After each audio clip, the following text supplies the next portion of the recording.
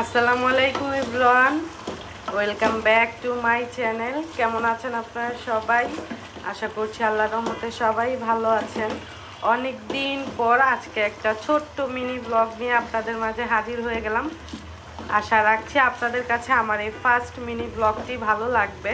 তো আজকে শুক্রবার স্পেশাল রান্না হচ্ছে। আজকে হচ্ছে গরুর মাংস রান্না করছি আলু দিয়ে, এই ছোট ছোট আলু। আর এখানে হচ্ছে ডাল রান্না করছি।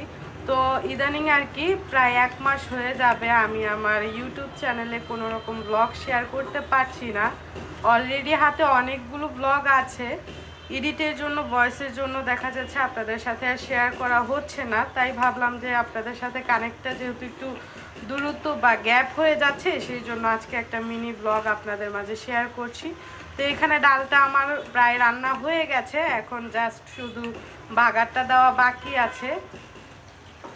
আর এখানে হচ্ছে গরুর মাংসটা আমি কষিয়ে নেওয়া হয়ে গেছে আর কি, আলুও দিয়ে দিয়েছি। এখন একটু ভালো করে কষিয়ে নেওয়ার পর তারপর হচ্ছে ঝোলের পানি দিয়ে দেব। তো যেটা বলতে চাচ্ছিলাম, ব্লগ আসলে 2-1টা আমি এডিট করে রেখে দিয়েছি, ব্লগ আপনাদের মাঝে কয়েকদিনের মধ্যেই শেয়ার করে ফেলবো, বড় ব্লগ আর কি। তো ভাবলাম আজকে একটু মিনি ব্লগটা শেয়ার করি। তো এখানে হচ্ছে পানি দিয়ে দিচ্ছি ঝোলের জন্য, দেওয়া যায়, কোনো রকম ঝামেলা হয় না। তো এখানে আমি ডালটা বাগার দিব, সেই জন্য ডালটাকে একটু নামিয়ে তারপর হচ্ছে কড়াই বসিয়ে দিচ্ছি।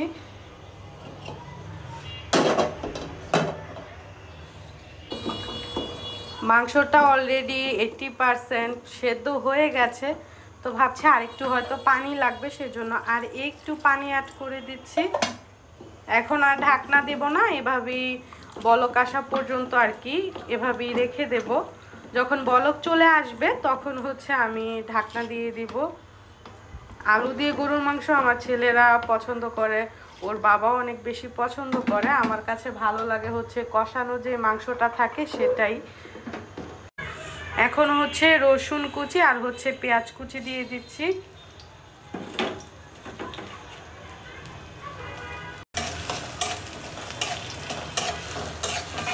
এই ফার্স্ট টাইম যেহেতু একটা মিনি ব্লগ শেয়ার করছি, ভাবলাম যে আপনাদের সাথে একটু কথা বলা যাক।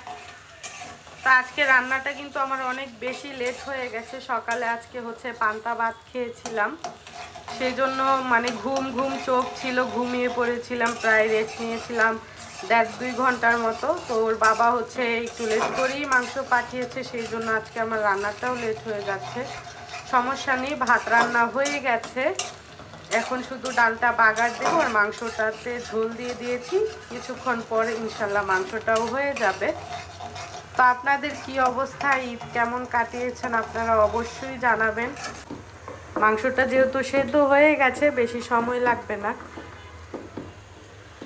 তো আজকে শুক্রবারে আপনারা কি দিয়ে লাঞ্চ করেছেন অবশ্যই আমাকে কমেন্টস করে জানাবেন।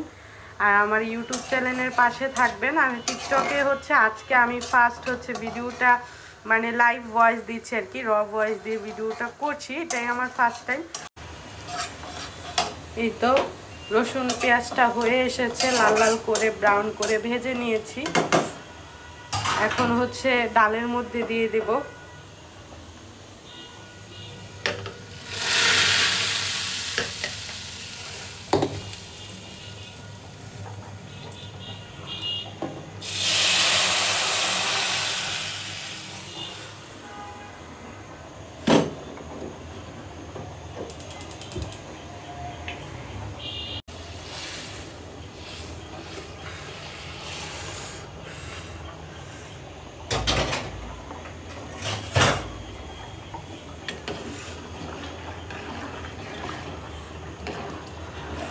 এখন হচ্ছে আমার ডালটাও হয়ে গেছে, 2-1টা বলক চলে আসলি ডালের চুলাটা আমি অফ করে দেব।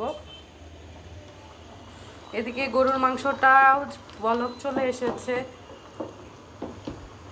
এখন হচ্ছে চুলাটা আমি চুলার আঁচটা মিডিয়াম করে ঢাকনা দিয়ে রেখে দেব। আলু তো আর সেদ্ধ হয়নি, আলুও সেদ্ধ হয়ে যাবে আর বাকি যে সেদ্ধটা বাকি আছে মাংস সেটাও হয়ে যাবে। তো চুলাটা আমি একটু কমিয়ে দিচ্ছি। এই তো এখন হচ্ছে ঢাকনা দিয়ে দেব। এই তো ডালটাও বলক চলে এসেছে। এখন হচ্ছে চুলাটা আমি অফ করে দিচ্ছি। আমার ডাল রান্না ডান।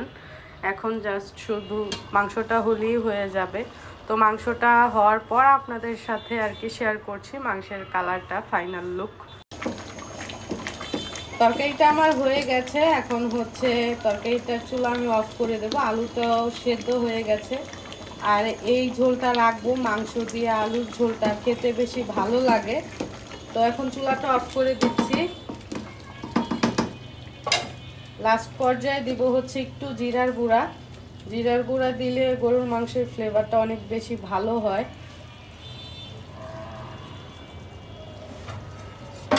এখন 5 মিনিটের জন্য আমি ঢাকনা দিয়ে ঢেকে রেখে দেব। এই তো, এই হচ্ছে আমার মাংসের ফাইনাল লুক। জুম করো একটু। কালারটা দেখতে কেমন হয়েছে অবশ্যই কমেন্টস করে জানাবেন। তো একটু ঝোলই রেখেছি যেন রাতেও খেতে পারি। বড় ছেলেকে হচ্ছে এখন খেতে দেব। তো ছেলের জন্য আগে খাবারটা বেড়ে দেই।